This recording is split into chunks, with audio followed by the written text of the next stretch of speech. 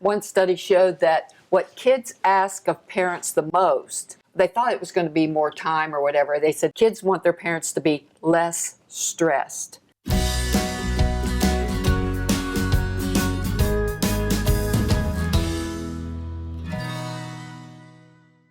Let's talk about moms. So far too many moms have what I call a perfection complex. We think we have to do everything right all the time, which is kind of ridiculous. So what's the best advice we can give moms to let that go, both in their relationship with their partner and with their kids? The biggest gift we can give our kids is the gift of imperfection.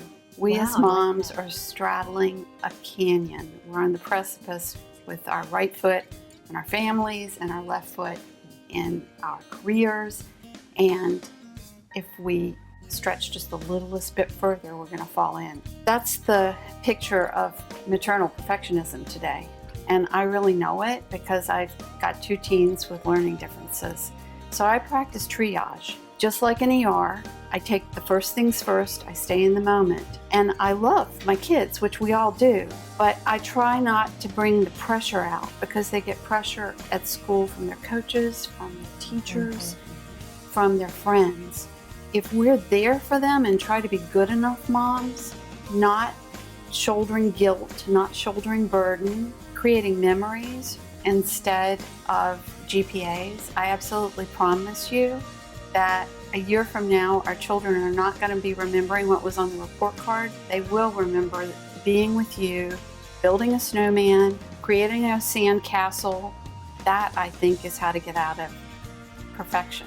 One study showed that what kids ask of parents the most, they thought it was going to be more time or whatever. They said kids want their parents to be less stressed. So kids are seeing this and it trickles down. So I loved your idea of the sandcastle. That just sounds like a great visual.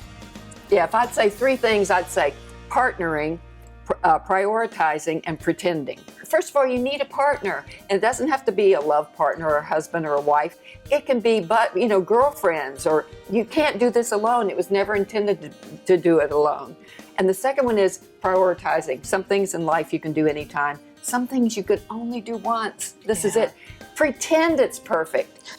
Pretend it. You can have anything in life. You just can't have it all at one time. When you said pretend, I thought she meant at first that you should get down on the floor and pretend with them. That too. No, that would be good. That would be good. I love doing that even now. I've got 2 teenagers. Yeah, pretend like it's perfect, Well, and I think that perfection feeds into that idea that, when we're talking about perfectionism, we're really judging.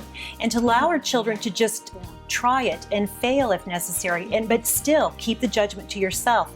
Perfectionism reminds me, and I think when moms do this to ourselves, because we love to harbor that guilt. And when we do this to ourselves, we need to think about what we do for our children, the ball game, where they stand up to bat, they take the swing, good cut, good catch, even when they lose the game. I think we need to do that for ourselves. Even when we haven't succeeded to the level we want to, let's don't judge ourselves so harshly and let go of that perfectionism like that. Yeah. We're human. And Absolutely. we're meant to be imperfect, not perfect.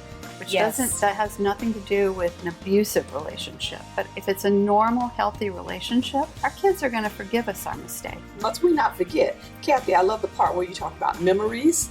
Kids grow up and we remember what happened, when, with who, what you did, what you didn't do, and those memories are so important. And I think when the kids grow up, that's when you can have the better relationships because they were okay in childhood. So we're not just talking about just the little ones growing up here. We're talking about relationship with our kids. And even though they grow up, they're still our kids, even as adults. And so the memories are so important. The memories are priceless when it comes to just being in the moment and remembering times that are precious that you cannot recapture again, that might happen only once. And some of the best memories, Barbara, are the ones that weren't perfect. Absolutely. The funniest family stories. Yes. Exactly. Yes. In fact, I read a study the other day that said when you make a plan and it goes just like you planned it, it's like it never happened. It evaporates. Boring. So it's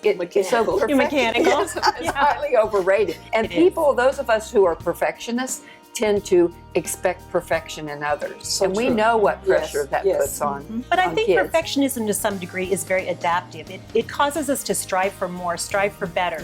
But it's again, when I think back to that judgment factor that says, even if you tried your best, you want to do like your kids, say pat on the back, good try, good try. We need to, as moms, do that for ourselves. Just don't be rigid in your perfection. Absolutely, because it can drive us Yes. and motivate us as well. Yeah. So it sounds like what the panel is saying is that for moms that are struggling with perfection, the answer is to let it go. Model the behavior for your kids you want to see in them, but start with you. Take a chill pill, take care of yourself, get on the floor and play with them, and start to have fun.